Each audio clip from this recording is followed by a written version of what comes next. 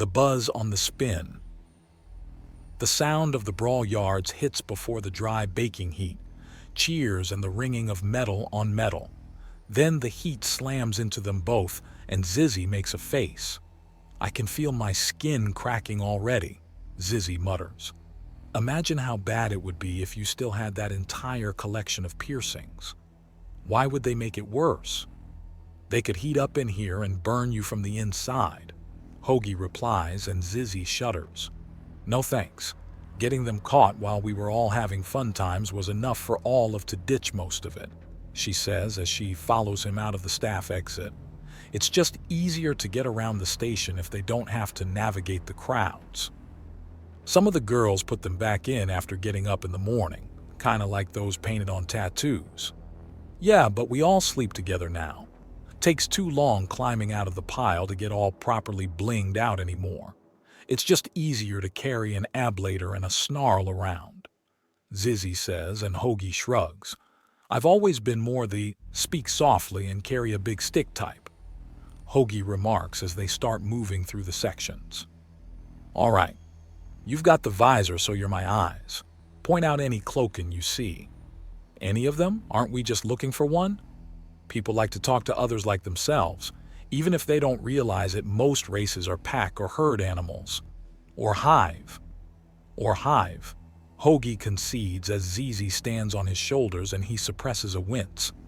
The heels are thankfully not digging in, but it has him nervous, so he picks her up and off. "Oh? Is someone ready?" Zizzy purrs at him and he scoffs. "Just sweat. Nothing to get excited over," he replies, and she lets out a little huff. "Doesn't stop you from smelling good. Later, we'll save it for later," he promises, and her face lights up. "Now find me some cloaken." "There's one," Zizzy says, suddenly pointing to a nearby Felly that looks like she'd blend into the crowd if she was actually panting in the heat. But she's strangely unbothered by it. "Good spotting. I can see the flaws already," Hoagie remarks as he starts picking through the crowds for her. He has to swat a few hands away, and there's a blast of the ablator when someone gets aggressive at him, but thankfully they get the hint that he's got a Charbis bride nearby, causes the rest of the approaches to peter off. The cloaken in question tries to back away as he approaches, and then seems to nearly panic as Zizzy buzzes around to the other side and blocks her retreat. "Calm down, I just want to talk," Hoagie says with his palms up, and the disguised woman looks between him and Zizzy. "Yeah, right. A Tret covered in oils that smell of want and need. You're one of those human types, aren't you?" "Word's getting around, isn't it? And yes, I am. I'm looking for a cloaken." "You found one!" She snarls at him, reaching for something behind her back. "Hand away from the banger," Zizzy orders her. Relax, everyone calm down. Zizzy, chill. Miss Cammy," she says as her feely form flickers and then fades away to reveal a reptilian woman with a crest of horns going backwards and forwards, dark brown scales and a tan mark around her chest. Not the one he's looking for, but a start. That, and talking to an alien triceratops with tits, still has novelty. "Miss Cammy, calm down. The only way I would hurt you would be if you point that banger at me. You stay calm and so will I. Deal?" "Okay, a deal. What do you want?" "I need a basic description and the names of all the cloaken you know are on the station. I'm looking to get some work done and I need a rather specific woman." "Need them for what?" "Some official station business, I hope you understand." "Yeah. It could mean you're looking to throw them out the airlock or hand them a ship all their own." She's leery and still looking for an exit strategy. "Sorry, but there's some confidentiality involved. I'm sure you understand," Hoagie says as he reaches into his pocket and she flinches. "Relax," he says, drawing out some coins. "How about I pay for your next meal? No one gets hurt, no one gets screwed over, and you walk away with a comfy 50 credits to eat and drink on. Won't pay a heavy tab," Cammy mutters, "but it will get you started." Hoagie answers and she nods. People tend to calm down a lot when you start to bring out a bribe, convinces them that you want something but aren't about to rip out toenails for it. All right, but before I answer anything, why won't you give me details? Is this girl in trouble? The rumor mill. If I tell you I'm looking after a certain girl and give any kind of description, then before 10 minutes are up, it'll go around the station 5 times, and I'll get a call from Central Control as to why I'm planning to fuck and eat someone at the same time. I'm keeping the information close so something insane doesn't happen with it. Cammy snorts in amusement at the explanation and relaxes further. All right, I know 5 other cloaken on station off the top of my head.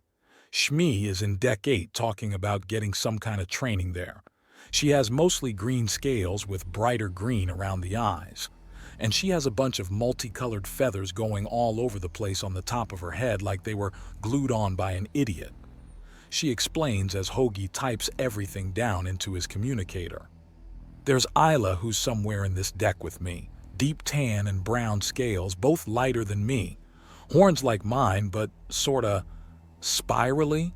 Spiral patterns around the horns, but I think she carved them in herself. That's interesting. Do cloaken often carve their horns? No, yes. Depends where the girl's from, Cammy replies with a shrug. There's also Becky. She's got pitch black and white scales, and her feathers are all neat and tidy, but they look really weird under certain lights. They usually look white, but not white. Not sure how to explain it. I think her ancestors were heavy nocturnal. She's in nightlife. None of these girls are who he's looking for, but this can expand his net. In all likelihood, the cloaken he's after spoke to one of them, and that will get him a name. A name can get him an identity and a trail, as for some reason cloaken only blur their physical appearance and not their paper trail or much of a tendency to false identities or even nicknames or work names. So there's 2 feathery-headed types and 2 horn types I'm aware of. What about that 3rd type? Do you have any more amphibious friends? Cloaken aren't amphibious, but there are quite a few girls really comfy in and around the water. None I know of, though, Cammy remarks and Hoagie shrugs. Just tell me the ones you know of. Why though? Cammy asks, her suspicion returning. Why does anyone come to Octor and spin? There's money to be made, and not in the way that most agree with. Just answer his fucking questions already. He's paying you, you hipless hoe. Zizzy snaps and Hoagie looks down. No, Cammy is not hipless. Not by a long shot. Pfft, made you look. Zizzy. Big act about being so much better mannered and respectable, and the first thing you do is look. What if she didn't have pants on? Zizzy, Hoagie warns her, and she chuckles to herself.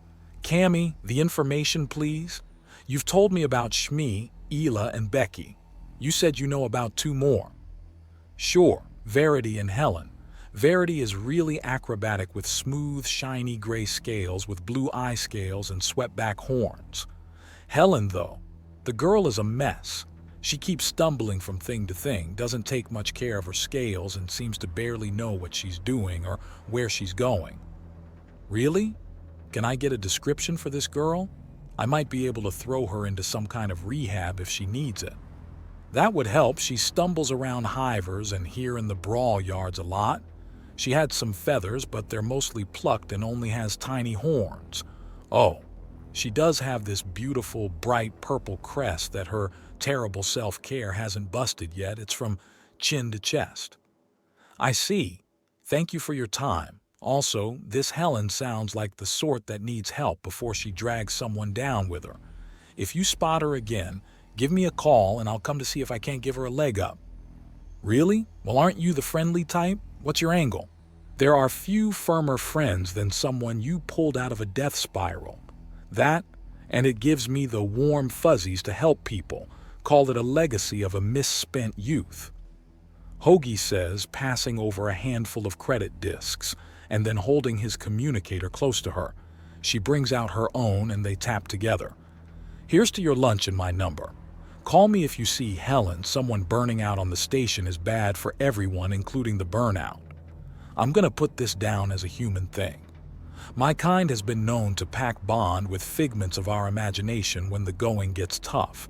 This is normal, Hoagie says, and the sheer, dumbfounded look on the woman's face brings out a swell of laughter. I swear I'm not kidding. That just makes it weirder, Cammy protests, and Hoagie just shrugs. Yet I still had a cousin that freaked out when you told him his imaginary friend Mr. Cool wasn't there. Granted, he was like 6 years old, but the point stands. We pack bond with anything and everything. Hoagie admits, and Cammy just stares. The differences between your kind and the Tret are more than just the body. You're crazy too. I prefer different, Hoagie says with a grin. I'd rather be called rich, but that's not going to happen for a while. Anyways, I've been exposed way too long and need to get out of here. Thank you for lunch and goodbye. With that, Cammy's form suddenly weaves in with the surrounding area as she fades from visibility entirely. The slight distortion that's left walks away unaware that Zizi's ablator is tracking her every step of the way. She hasn't done anything. Calm down, Hoagie says, gently pushing down the muzzle of the weapon. Actually, she helped us a lot. We have a name of someone we need to see that is either in this district or back home. We also have a name. Helen. Didn't she say the girl's a mess? Zizi asks him as they leave the crowds to get some distance. I suspect some kind of addiction or damage. Things are either very simple or very complicated, and the girl's either a mess that made a mistake or a rube for someone else, Hoagie says easily. So, no going out the airlock? Maybe into a hospital. This station may be beyond the reach of traditional law and order, but that doesn't mean it has to be a chaotic shithole. He answers, and Zizi gives him an odd look. So, you want to make this place better? But wasn't there some kind of thing with you and the station commander? Miss Minnesy? It's been hashed out, I think. Ultimate control of the station is always with her and her chosen successors. But individuals that want to change things for the better are free to do what they want. I've got an unofficial go-ahead to do pretty much whatever I want to Hivers. Hell, it's the whole reason why I'm on this case. She considers Hivers my territory and therefore my problem. Wait, you're the boss of Section 4? Then why are you in a dopey flower shirt with weird birds on it? You should be in something cool and scary, like a dark outfit while being flanked by a pair of crimson hewers sharpening their claws as you talk or something like that. Because this way I can catch people off guard, and honestly, I like the expressions on people's faces when they realize the dope they're talking to has their number and an armory ready to come flying out. Speaking of, you got any toys in there better than Marigold here? Zizi asks, hefting her ablator. You call that thing Marigold? The beam comes out a lovely yellow, and you say that marigolds are yellow flowers on Earth, right? Yellow-orange, but yes. Got anything better than Marigold here? She asks, and he pulls out a plasma pistol. That's it? It's rigged to spew fire only. It can fill a room with crispy death in seconds, he says blandly before quickly tucking away the weapon under his Hawaiian shirt, which promptly leads to Zizi crawling up in and then pausing.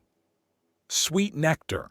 There are more weapons than days of the month here, she cries out as he opens up the shirt and then throws her upwards to get some personal space before buttoning it back down again. Hey, give me back the Luger. It's my lucky gun.